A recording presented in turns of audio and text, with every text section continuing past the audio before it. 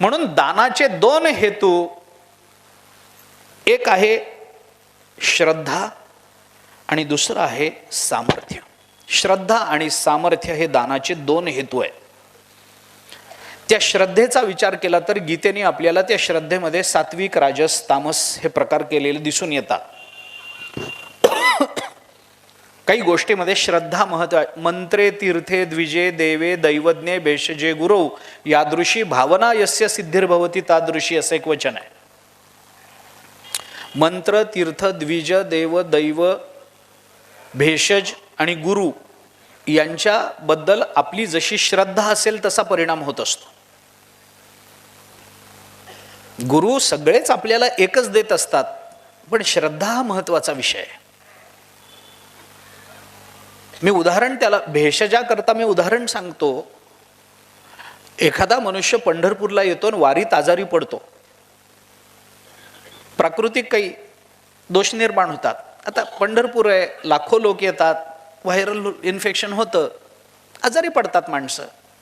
पंढरपूरला आता आजारी पडल्यानंतर तिथल्या कुठल्या तरी डॉक्टरला जाऊन म्हणतात आजारी. आता ते डॉक्टरही पंढरपूरचेच असतात, त्यांना माहिती असतं हे कशाने काय झालं ते, कारण दरवारीत तेच होत असतं. मग त्यांचं ठरलेलं असतं. ते आपले 4 गोळ्या काढतात, एक हे घ्या, एक ही घ्या, ही लाल सकाळी घ्या, पिवळी दुपारी घ्या, जांभळी नंतर घ्या, रात्री झोपताना निळी घ्या. ते काय ते ठरले, म्हणजे असंच असतं असं नाही. मी आपलं एक उदाहरण सांगतोय. ते 4 गोळ्या देतात, हा घेतो, पण त्याच्याने काही फार बरं वाटत नाही. ताप वाढतो, काही त्रास वाढतो. मग तो म्हणतो नाही मी जातो घरी. घरी येतो, बायकोला आश्चर्य वाटतं, वारी सोडून कसे काय आला? आलो, बरी नाही आहे तब्येत, चला डॉक्टरकडे. नेतात, ते त्यांचे फॅमिली डॉक्टर असतात, त्यांच्याकडे नेतात. मग डॉक्टर म्हणतात काय झालं? काही नाही, पंढरपूरला गेलो होतो. मग हां, मग कळलं मला, काही सांगू नका, मी देतो औषध.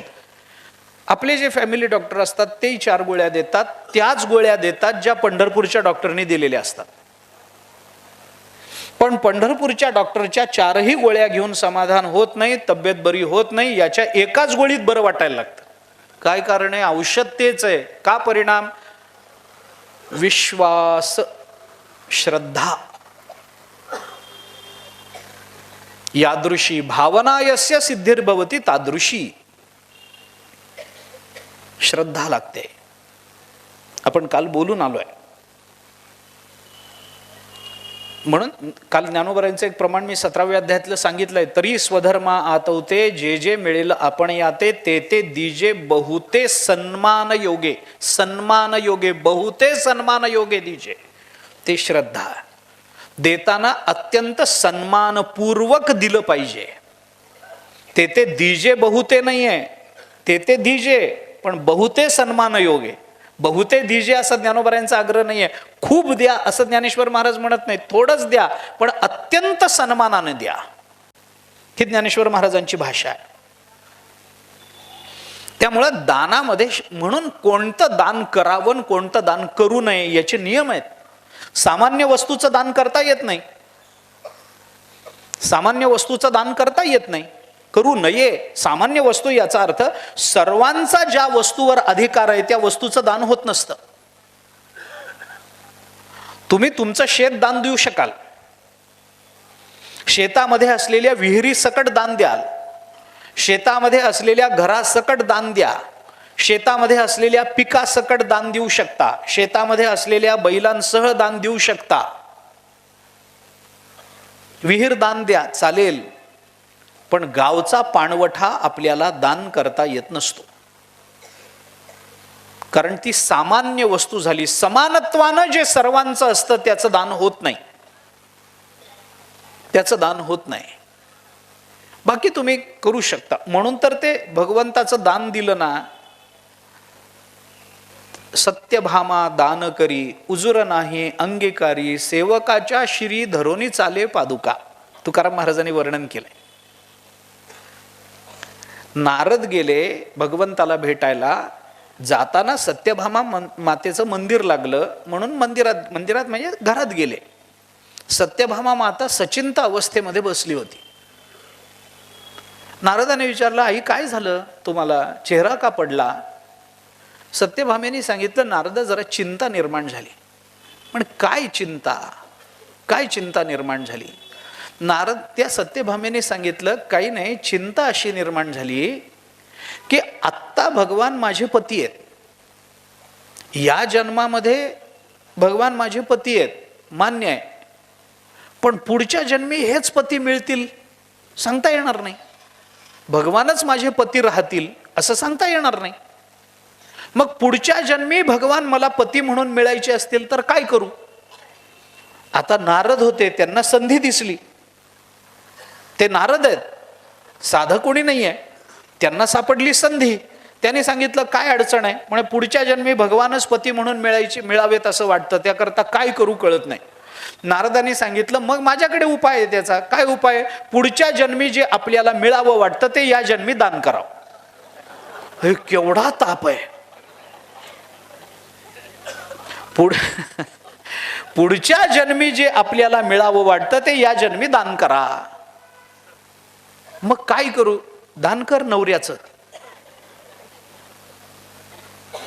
नवऱ्याचं दान करता येतं, त्याचंच करता येतं.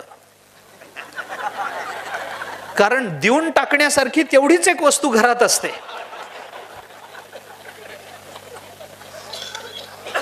सत्यभामेने विचारलं कोण घेईल? मी त्याच्याकरताच आलोय, माझ्या एवढा अधिकारी कोण आहे? करा संकल्प. सोडला संकल्प.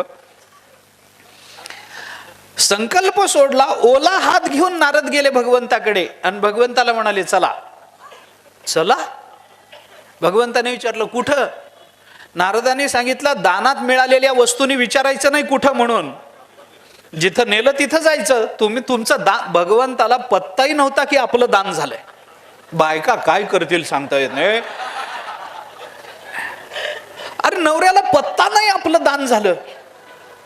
मग भगवंताला सांगितलं असं असं झालंय. असं का? मग चला. भगवान म्हणाले मग आनंद आहे, निघतो. भगवान निघाले. भगवान बरोबर निघाले नारदांच्या. हे लक्षात आल्यानंतर सत्यभामेला सोडून बाकीच्या ज्या स्त्रिया होत्या ना त्या धावत आल्या आणि त्याने नारदांना अडवलं की तुम्ही घेऊन जाऊ शकत नाही. का नाही घेऊन जाऊ शकत? सत्यभामेने दान केलंय. मग त्या स्त्रिया म्हणाल्या सत्यभामा दान करणारी कोण आहे? याच्यावर काय फक्त तिच्या एकटीचा अधिकार आहे का?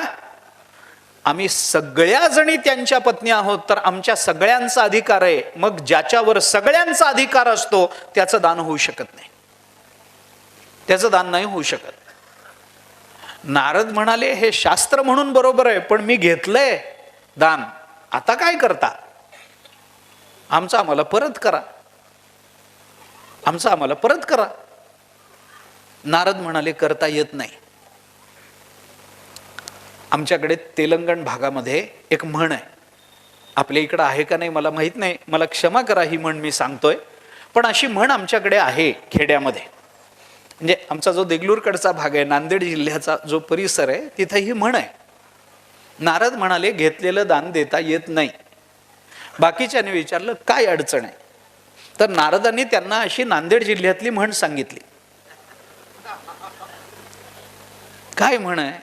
नारद असं म्हणाले आमच्याकडे म्हण आहे अशी, दिलं दान पुढच्या जन्मी मुसलमान, अशी म्हण आहे आमच्याकडे. जेव्हा दान, म्हणून मी आधीच क्षमा मागितली, मला तसं म्हणायचं नव्हतं, पण ही म्हण आहे त्याला मी काय करू. जेव्हा दान घेतलं जातं ते दान परत देता येत नाही, त्यामुळे कोणतं दान देऊ नये याच्याकरता हे नियम आहे. मग ते सगळं झालं. मग याच्यावर तोडगा काय काढायचा? मग नारदांनी सांगितलं मी तुम्हाला देव देतो, परत देव देतो, पण त्याच्या वजनाचं सोनं मला परत करा. त्याच्या वजनाचं सोनं द्या, त्याच्या तुलनेत मला काहीतरी द्या, काहीतरी मला संपत्ती द्या, तुलनेत सोनं द्या, काहीतरी द्रव्य द्या. नारद हे आद्य कीर्तनकार आहेत, तेव्हापासून ही परंपरा आहे. आम्ही तुम्हाला देव दाखवतो, पण त्याच्या मोबदल्यात तुम्ही आम्हाला द्रव्य दिलं पाहिजे, ही परंपरा. नारदांनी सांगितलं. मग ते सगळं झालं, देवाची काही तुलना होईना. मग भारंभार सोनं टाकलं, अमुक झालं तमुक झालं. मग रुक्मिणी मातेला कळलं. रुक्मिणी माता आल्या, त्यांनी सांगितलं काय आहे? म्हणे असं असं झालंय, देवाची तुलना होत नाही ना. मग मला माहिती आहे, मी येते. मग रुक्मिणी माता आल्या आणि त्यांनी श्रद्धेने फक्त एक तुळशीचं पान ठेवलं. मग देवाची तुलना झाली, मग देव परत घेतला. मग कशा करता सांगितलं, सामान्य वस्तूचं दान होत नाही. जी वस्तू इतरांकडून मागून आणलेली आहे त्या वस्तूचं दान होत नाही, त्याला याचित दान म्हणतात. दोष सांगितला तो. तुमच्याकडून मी काहीतरी मागून आणायचं आणि परस्पर दान करून टाकायचं, हे दान नाही आहे. या वस्तूचं दान करता येत नाही. न्यासाचं दान करता येत नाही. न्यास म्हणजे ठेवणे. न्यास शब्दाचा अर्थ ठेवणे, स्थापित करणे, प्रतिष्ठित करणे, त्याला न्यास असा शब्द आहे.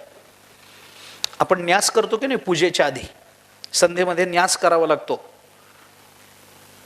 गायत्री मंत्राचं उच्चारण करण्याच्या पूर्वी न्यास आहे.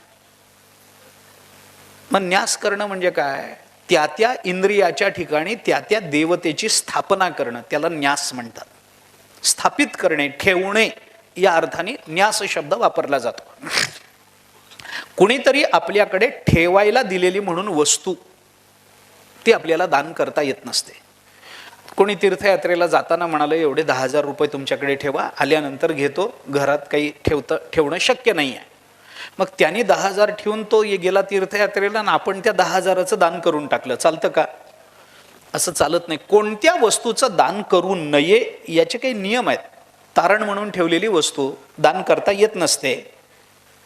आपल्याला इतर लोकांनी दानात दिलेली वस्तू परत दान करता येत नसते.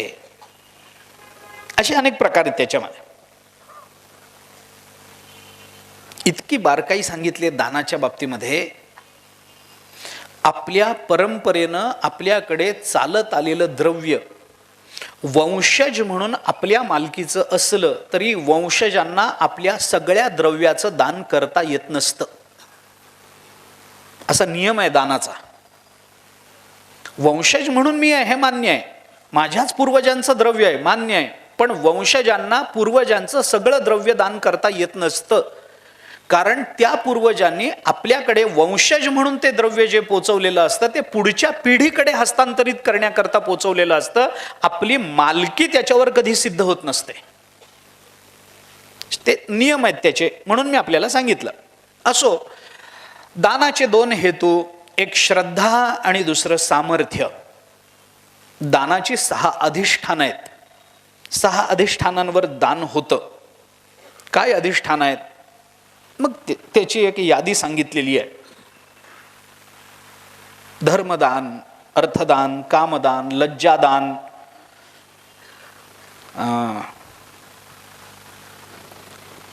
हर्षदान आणि भयदान, ही 6 अधिष्ठानं सांगितली गेली. धर्मदान म्हणजे काय आहे? कुठल्याही पद्धतीची, कोणत्याही वस्तूची कसलीही अपेक्षा न ठेवता केवळ आणि केवळ आपण माणूस आहोत आणि आपण दान केलं पाहिजे अशा धर्मबुद्धीनं सत्पात्री केलेल्या दानाला धर्मदान अशी संज्ञा आहे. त्याला धर्मदान म्हणतात. या दानातून तुम्हाला काय हवंय? काही नको आहे. पुण्य अजिबात नको. तुम्हाला स्वर्ग हवाय? मुळीच नको. तुम्हाला मोक्ष हवाय? मुळीच नको. प्रयोजन रहित दान. आपल्याकडे कर्माचा विचार करत असताना निष्काम कर्म हे जे सांगितलं जातं तसं निष्काम दान जे असतं त्याला धर्मदान म्हणतात. मग का दान करताय? जर कामनाच नाही तर दान का करता? कारण मी माणूस म्हणून जन्माला आलो आणि दान करणं हा माझा धर्म आहे म्हणून मी दान करतो. धर्म पाळणं हाही एक धर्म आहे, हे लक्षात घेतलं पाहिजे.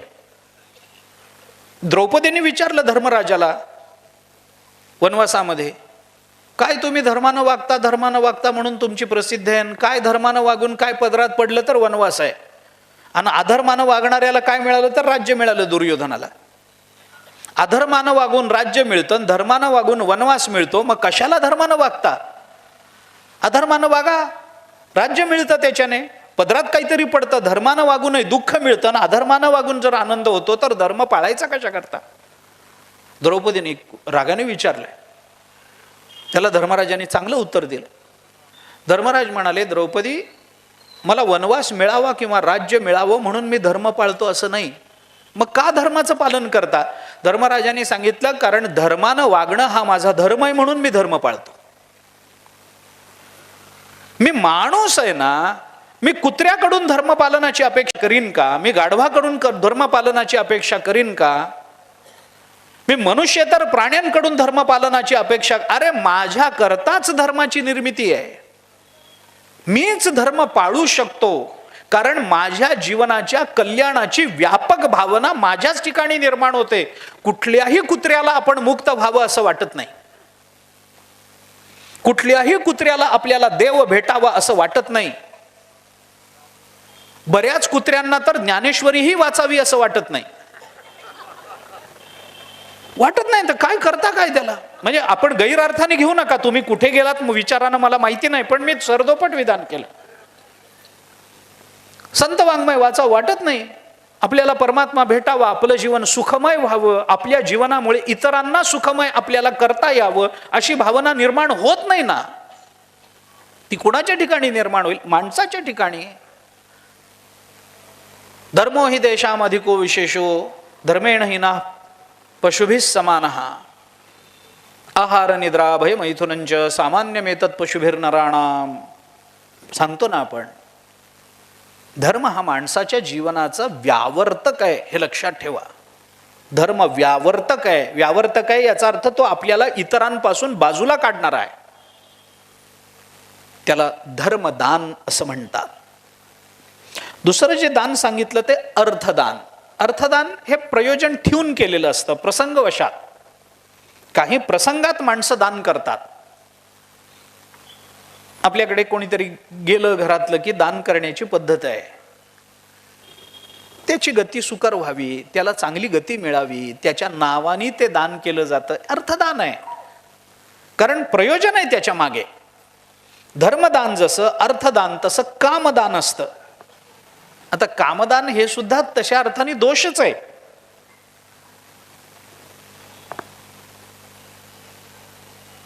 लज्जादान एक असतं. आपण चार चौघात बसलेलो आहोत, तिथं कोणीतरी आला आणि आपल्याला म्हणायला लागला, नाही हो एवढं द्याच मला आत्ता. आपण मित्रांमध्ये बसलेलो आहोत, चांगल्या ठिकाणी बसलेलो आहोत, चांगल्या लोकांमध्ये बसलेलो आहोत, आणि तिथं आपल्या गावाकडचा एखादा मनुष्य दारू प्यालेल्या अवस्थेमध्ये आला आणि त्यांनी सांगितलं, नाही हो गावाकडे जायला पैसे नाहीत, आता मग मला पैसे द्या गावापूर. मग तो रडायला लागला, मित्रांमध्ये चार प्रतिष्ठित लोकांमध्ये आपले पाय धरायला लागला. आपण काय करतो? बर घे, जा इथून. हे काय आहे? लज्जादान आहे. लाजे काजे पोटी देणं, आपली लाज जाऊ नये म्हणून देणं, हे लज्जादान आहे. म्हणजे चार चौघामध्ये आपली अप्रतिष्ठा होऊ नये याच्याकरता म्हणून जे दान दिलं जातं ते लज्जादान आहे. काही हर्षदान नावाचा एक प्रकार आहे त्याच्यामध्ये, अधिष्ठानात. हे सगळं सांगत बसणं, म्हणून मी म्हटलं की हे जरा टेक्निकली आहे. दानाचं हे महात्म्य जरा वेगळं आहे. म्हणजे दानाची प्रक्रिया आणि स्वरूप सांगणार आहे. अचानक आपण बसलेलं असताना बातमी येते, मित्राला नातू झाला, मित्राला मुलगा झाला. आपण लगेच, जा रे 100 रुपयाची पेढी. तुझा काय संबंध आहे? कशा करता? काय संबंध? काही नाही, संबंध काहीच नसतो. पण आपल्या जवळच्या व्यक्तीला जेव्हा हर्षाचे प्रसंग निर्माण होतात, आनंदाचे प्रसंग निर्माण होतात, तेव्हा ती आपली प्रिय व्यक्ती असल्यामुळे आपल्याही ठिकाणी जो आनंद निर्माण होतो, त्या आनंदात केलं गेलेलं जे दान असतं त्याला हर्षदान अशी संज्ञा आहे. त्याला हर्षदान म्हणतात. माझा संबंध नाही, मुलगा झाला त्याला, नातू झाला त्याला, मग मी का दान करतोय? तो माझा आहे म्हणून. हे हर्षदान आहे. आणि काही भयदान आहे. भयदान, अनर्थ निवृत्ती करता म्हणून काही वेळेला ते करावं लागतं.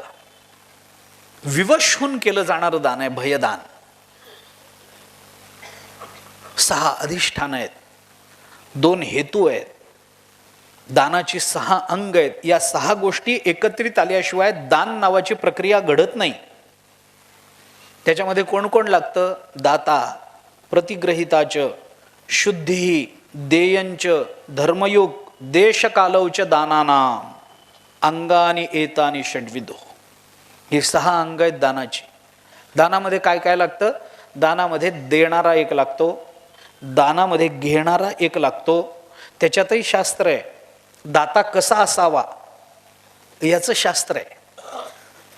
धर्मशास्त्राने सांगितलंय दाता निरोगी असावा. रोगी चालत नाही दाता. कारण रोगी जेव्हा दाता होतो तेव्हा स्वाभाविक त्याच्या दानामध्ये अपेक्षा निर्माण होते की माझ्या रोगाची निवृत्ती व्हावी. ते चालत नाही. म्हणून दाता निरोगी असावा. दाता धर्मबुद्धीचा असावा. दाता देण्याची स्वाभाविक इच्छा असणारा असावा. दुसऱ्याचं बघून मलाही द्यावं वाटतं हे काही उपयोगाचं नसतं. बाहेरगावी तीर्थयात्रेला गेलेले लोक बहुतेक वेळेला असं करतात. तो देताना बघून हा देतोय. काही नसतं त्यात. 4 चौघ 5 जण गेलेले 10 जण गेलेले असतात. सगळेजण दान करतात. याला दान न करता बरं वाटत नाही म्हणून हा दान करतो. सगळे देतात, मी न दिलेलं बरं दिसणार नाही म्हणून. चालत नाही. देण्याची स्वाभाविक इच्छा असणारा असावा. सांगू अजून, दाता व्यसनरहित असावा असं शास्त्र आहे. दात्याचं दातृत्व हे लक्षात घ्या. तो व्यसनरहित असावा.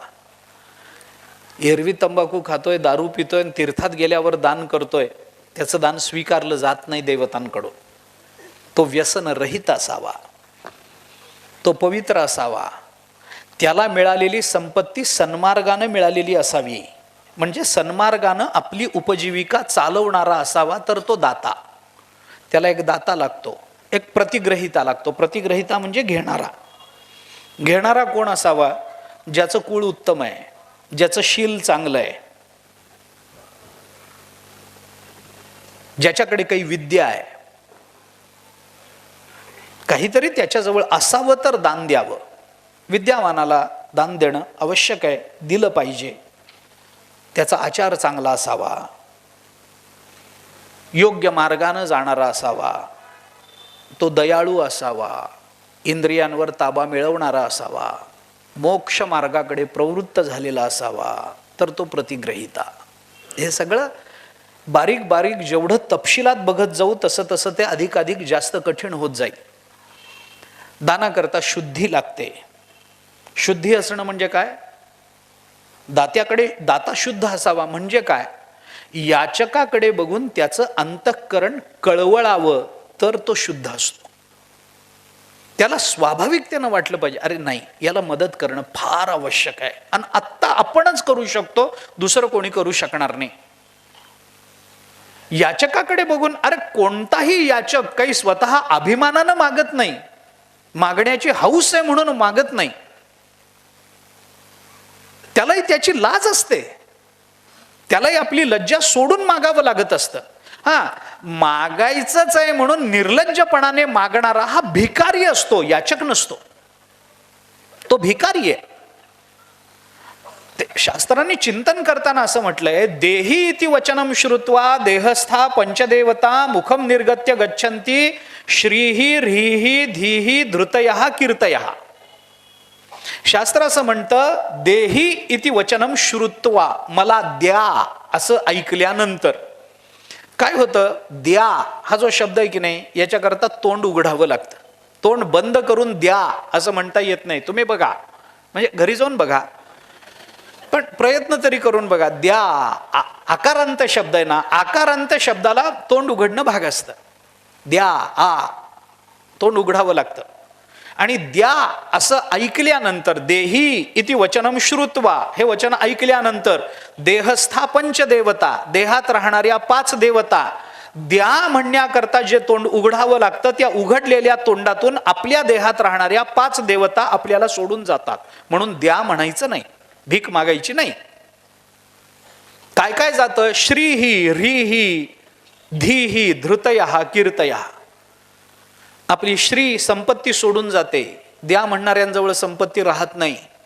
ह्रीही लज्जा सोडून जाते, धीही बुद्धी सोडून जाते, धृतयः धैर्य सोडून जातं आणि कीर्तयः, त्याची कीर्ती त्याला सोडून जात असते.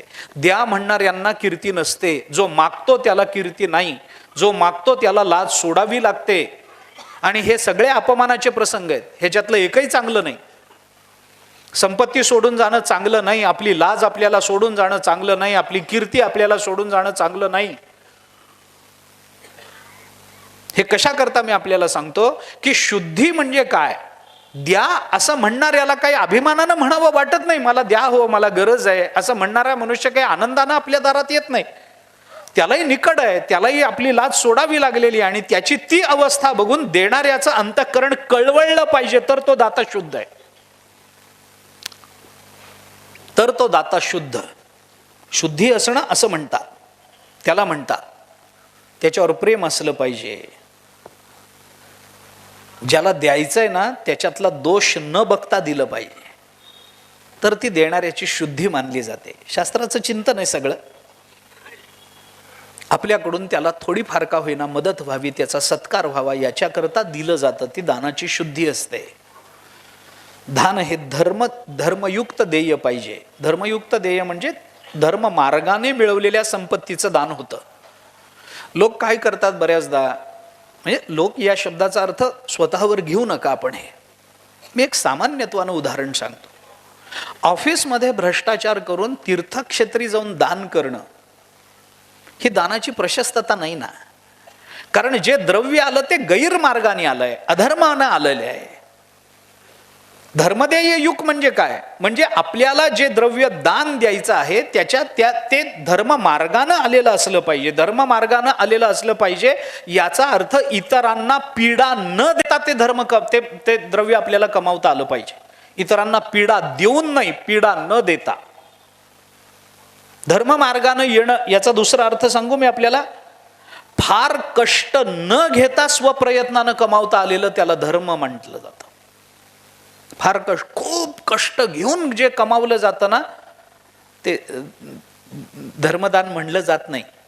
कारण जिथं खूप कष्ट घेऊन आपल्याला मिळतं तिथं देण्याची लवकर प्रवृत्ती होत नसते. जे सहज मिळतं ते तेवढ्या सहजतेनं देण्याची बुद्धी होते, पण कष्टानं मिळालेलं जे असतं ते देण्याची लवकर बुद्धी होत नाही. स्वप्रयत्नानं मिळवलेलं असावं लागतं त्याला. आणि दानाचं शेवटचं अंग सांगितलं, देश आणि काल बघून दान दिलं पाहिजे. देशे कालेच पात्रेच तद्दानम सात्विकम स्मृतम. दानाची दोन फलं आहेत, एक ऐहिक फल आहे, एक पारलौकिक फल आहे. ऐहिक फल काय आहे, पारलौकिक फल काय आहे, मी मगाशी बोलून आलो. दानाचे 4 प्रकार आहेत. ध्रुव दान आहे, त्रिक दान आहे, काम्य दान आहे, नैमित्तिक दान आहे. ध्रुव दान म्हणजे, ध्रुव म्हणजे निश्चित राहणारं. कुठल्या तरी गावाला विहिरीची गरज आहे, विहीर त्यांना निर्माण करून देणं हे ध्रुव दान मानलं जातं. कारण ते गावाकरता कायमचं झालं ना. एखाद्या गावाला तलाव खोदून देणं कायमचं झालं. ही जी दानं आहेत याला ध्रुव दान म्हणतात. उद्यान निर्माण करून देणं. त्रिकदान म्हणजे रोज सकाळी जे दान करावं असं शास्त्र सांगतं ना, ते रोजचं केलं जाणारं दान. थोडं तरी काहीतरी द्यावं, पण रोज द्यावं, ते त्रिकदान आहे. काही दानं काम्य दानं असतात. आम्हाला ऐश्वर्य प्राप्त व्हावं, संतान प्राप्ती व्हावी, अमुक प्राप्त व्हावं, तमुक प्राप्त व्हावा, विजय प्राप्त व्हावा, याच्याकरता दिलं जाणारं दान काम्य दान आहे. काही नैमित्तिक दानं असतात. ग्रहण काळामध्ये संक्रांतीला वगैरे दान करण्याची पद्धत आहे आपल्याकडे. दे दान सुटे गिराण, ते काय आहे दान, हे नैमित्तिक दान म्हटलं जातं. म्हणजे याचं दान दिल्याशिवाय ग्रहण सुटतच नाही. काय अधिकार, दे दान सुटे गिराण, म्हणजे यांनी दान द्यावं तर ग्रहण सुटावं. दानाचे 3 प्रकार आहेत. एक उत्तम दान, मध्यम दान, कनिष्ठ दान. एखाद्याला घर देणं, मंदिर बांधून देणं, गोदान करणं, भूमिदान करणं, गृहदान करणं, सुवर्णदान करणं, विद्यादान करणं उत्तम दानात येतं. मध्यम दानामध्ये अन्नदान करणं, वस्त्रदान करणं मध्यम दानामध्ये येतं. कनिष्ठ दानामध्ये आपण आता ते 13व्या 14व्याला जी दानं केली जातात त्याच्यामध्ये ते येतं. छत्री देतात, पलंग देतात, गादी देतात, जोडे देतात, हे सगळं कनिष्ठ दानामध्ये येतं. कनिष्ठ दानामध्ये येतं. आसन देतात, दिव्याचं दान देणं कनिष्ठ दान मानलं गेलं, दगडाचं दान देणं कनिष्ठ दान मानलं गेलं, मधाचं दान देणं कनिष्ठ दान मानलं गेलं. हे सगळं कनिष्ठ दानामध्ये येतं. हे सगळं कशा करता सांगितलं हो मी? मूळ काय, कशा करता चाललंय हे सगळं? दानाचं एक शास्त्र आहे. ते शास्त्र आपल्या कानावर असावं म्हणून फक्त सांगितलं. आता हे अशा पद्धतीचं केलं गेलेलं दान, या दानाचे हेतू काय आहेत लक्षात घ्या ना. कशा करता हे सगळं चाललंय? दान दिल्याने होतं काय? दान का द्या? दानाचा परिणाम काय? याला दान म्हणायचं का? या सगळ्याला खरं जर म्हटलं तर ज्ञानोबारायांच्या, तुकोबारायांच्या, समर्थांच्या भाषेत याला दान म्हणताच येत नाही. मग दानाची नेमकी व्याख्या काय? दानाची नेमकी प्रक्रिया काय? दान कशाला म्हणावं? दान आमचा मरणकालातला मित्र आहे, दान आम्हाला मोक्ष प्राप्त करून देतो, दान असं आहे, दान तसं आहे, दानाने आम्हाला यश. दानम, त्या महाभारतात एक चिंतन आहे, दानम एक पदम यशहा. आम्हाला यश प्राप्ती करता फक्त दान एवढं एकच पुरेसं आहे. यश या शब्दाचा अर्थ कीर्ती असा आहे बरं. यश या शब्दाचा अर्थ आहे कीर्ती. यश म्हणजे कीर्ती, यश म्हणजे विजय. या अर्थाने आपण यश अपयश असा जो शब्द प्रयोग करतो ना, त्या अर्थाने यश शब्द संस्कृतात येतो, पण इथं येत नाही. यश या शब्दाचा अर्थ आहे कीर्ती. एक एकच गोष्ट पुरेशी ठरते. महाभारताने चिंतन करताना असं म्हटलंय, दक्षता, सावधगिरी, दाक्षम एक पदम धर्म्यम. दक्षता, धर्माला एकच गोष्ट कारण आहे, आम्ही सावध राहिलं पाहिजे. हाच आपला धर्म आहे. कायम सावध राहा, सावध राहा, सावध राहा, हा आपला धर्म आहे. यशाकरता एकच गोष्ट करा, दानम एक पदम यशहा. स्वर्ग प्राप्त करून घेण्याकरता एकच करा, सत्यम एक पदम स्वर्गीयम. आणि आपल्या जीवनाच्या सुखाकरता एकच गोष्ट करा, शीलम एक पदम सुखम. एक एकच गोष्ट सांगितली. त्याच्यात आपल्या कीर्तीचं मुख्य साधन काही असेल तर दान. पण हे दान कोणत्या अर्थाने?